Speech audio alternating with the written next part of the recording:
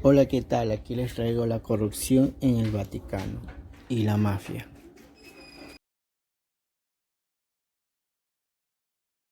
El Vaticano posee un gran número de muebles lujosos adquiridos gracias al dinero de Benito Mussolini. Así lo ha revelado el periódico The Guardian tras realizar una investigación propia. Según se revela, el dictador italiano otorgó dinero al Vaticano a cambio del reconocimiento por el Papa del régimen fascista en 1929. Actualmente, el volumen de los activos de la Iglesia se estima en unos 600 millones de euros y se cita como propietarias a varias empresas falsas. Los periodistas han pedido a los representantes del Vaticano que hagan comentarios al respecto y han preguntado en qué gasta el dinero el Papa y por qué se oculta la pertenencia de estos bienes. Hasta el momento no han recibido ninguna respuesta. El periodista de investigación Daniel Stulin opina que la Santa Sede siempre ha escondido su dinero, ya que, en primer lugar, es una organización que se centra en los negocios y no en la religión. Especulación, lavado de dinero, corrupción, crímenes mafiosos. Son todos términos que hacen a la historia pasada, pero también al presente del Instituto para las Obras de Religión, más conocido como Banco del Vaticano. Distintos hechos recientes volvieron a ubicar al brazo financiero de la Iglesia Católica en el ojo de la tormenta. Primero fue el arresto domiciliario de Monseñor Nuncio Scarano, el sacerdote acusado de fugar unos 20 millones de euros de Italia y de adquirir, para beneficio personal, numerosas propiedades inmobiliarias. Luego se conocieron las renuncias de Paolo Cipriani y Massimo Tulli, los principales directivos del Banco del Vaticano. Todo en medio de un proceso de transparencia que se pretende inédito a partir de la asunción de Francisco. En rigor, los criterios del banco eclesiástico destacan la labor del Papa emérito Benedicto XVI, a quien le adjudican el inicio de una investigación que Juan Pablo II había decidido ignorar con el presunto objetivo de obtener apoyo económico a su estrategia de lucha contra el comunismo y los teólogos de la liberación. De hecho, durante el pontificado de Karol Wojtyła se produjo uno de los mayores escándalos financieros vaticanos.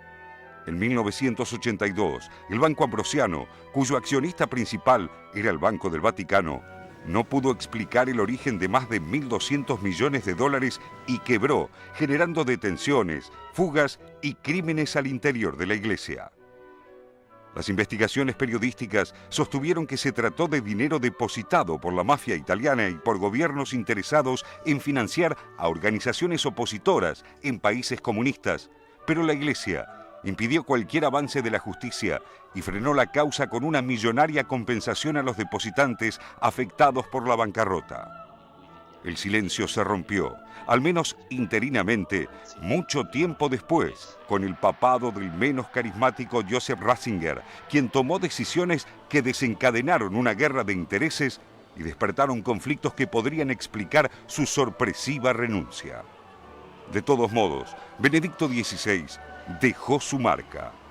Antes de abandonar la Santa Sede, nombró a Ernest von Freiberg como presidente del Banco del Vaticano en reemplazo de Ettore Gotti Tedeschi, el economista italiano que en mayo de 2012 abandonó su cargo a raíz de los escándalos por los que ahora se investiga a Cipriani y Tulli.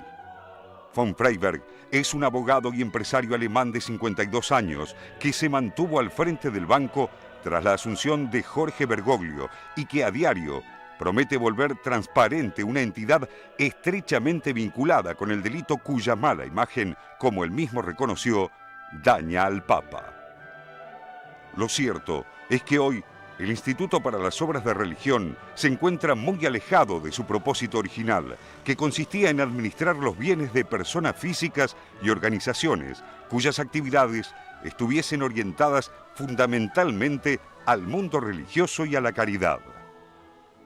En sus inicios, se planteó como una entidad sin fines de lucro que no podía prestar dinero para proyectos privados ni realizar inversiones directas en una empresa, por lo que todas las inversiones financieras debían volcarse a bonos estatales y a préstamos interbancarios.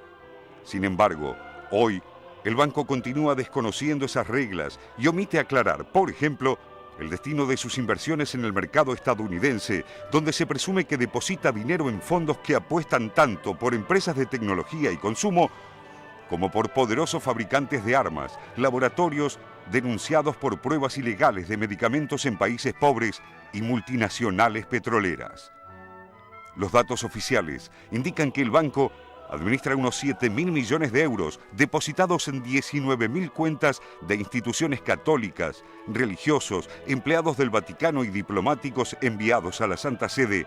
Pero la otra cara de la moneda habla de cientos de testaferros que bajo un título eclesiástico abren cuentas para blanquear dinero de mafiosos, de empresarios y políticos corruptos y de otros delincuentes con alto poder adquisitivo.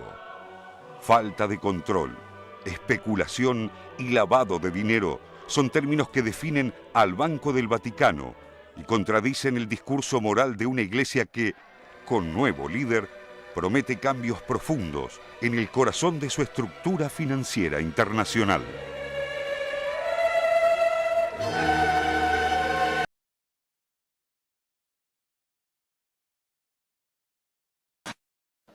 Uomo moderno, adulto eppure talora debole nel pensiero e nella volontà, lasciati prenda per mano dal bambino di Betlemme, non temere, fidati di lui. La forza vivificante della sua luce ti incoraggia ad impegnarti nell'edificazione di un nuovo ordine mondiale fondato su giusti rapporti etici ed económicos.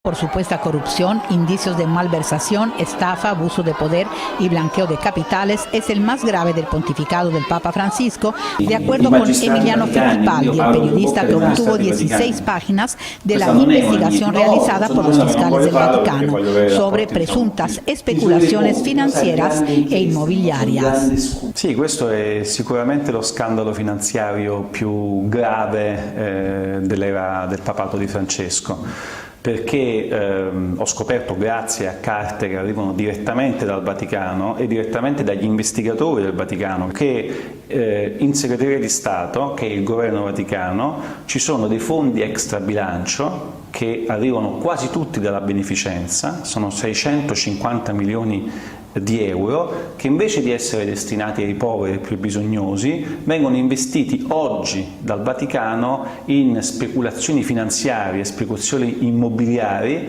De acuerdo con lo publicado por la revista El Expreso, los investigadores vaticanos descubrieron que con dinero procedente del lóbulo de San Pedro, es decir, las ofertas que los fieles de todo el mundo le hacen al Papa para sus obras de caridad, se intentó invertir primero en una plataforma petrolera en Angola y luego se adquirió una proprietà in Londres.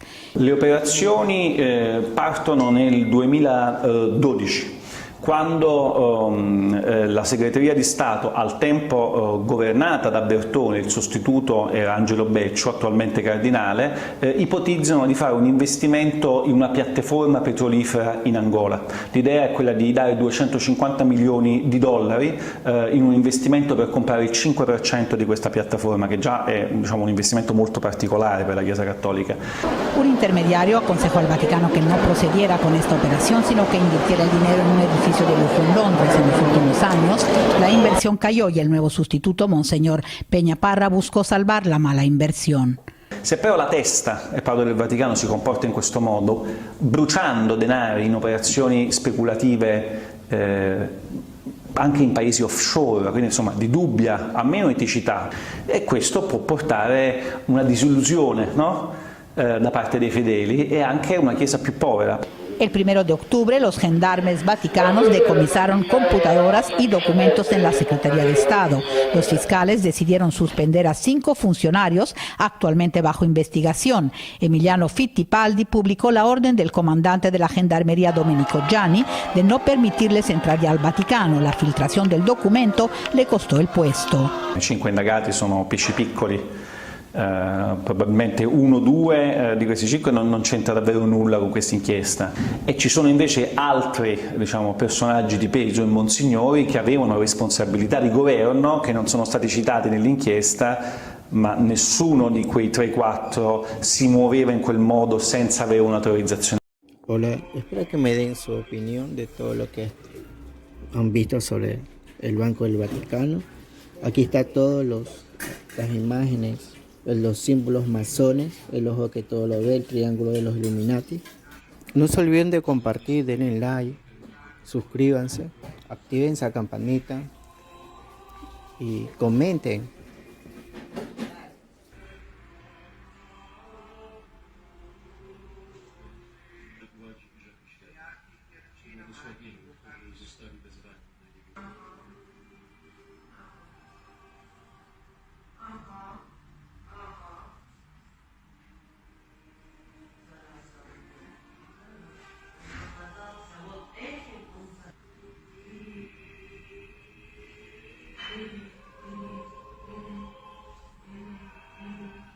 Bueno, aquí les dejo mi último video de la corrupción del Vaticano. La compra